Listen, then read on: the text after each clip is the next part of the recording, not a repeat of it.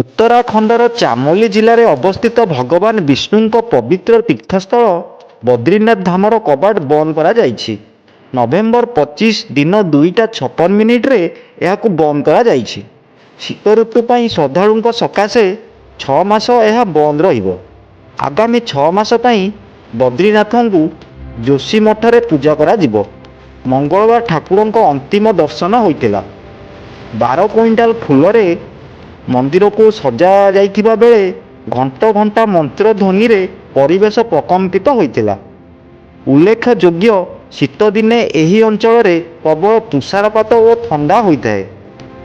ଏହା ଭକ୍ତମାନଙ୍କ ପାଇଁ ବିପଜ୍ଜନକ ହୋଇଥାଏ ଏବଂ ସେଠାରୁ ଯିବା ସମ୍ଭବ ହୋଇନଥାଏ, ତେଣୁ ଏହାକୁ ବନ୍ଦ ରଖାଯାଏ। ଅକ୍ଷୟ ତୃତୀୟାରେ ପୁନର୍ବାର ସ୍ଥିର କରାଯାଏ କେବେ ମନ୍ଦିର କବାଟ ଖୋଲାଯିବ। ସାଧାରଣତଃ ଏପ୍ରିଲ କିମ୍ବା ମେ ମାସରେ ଏହା ଖୋଲାଯାଇଥାଏ। Bureau report, Odisha news.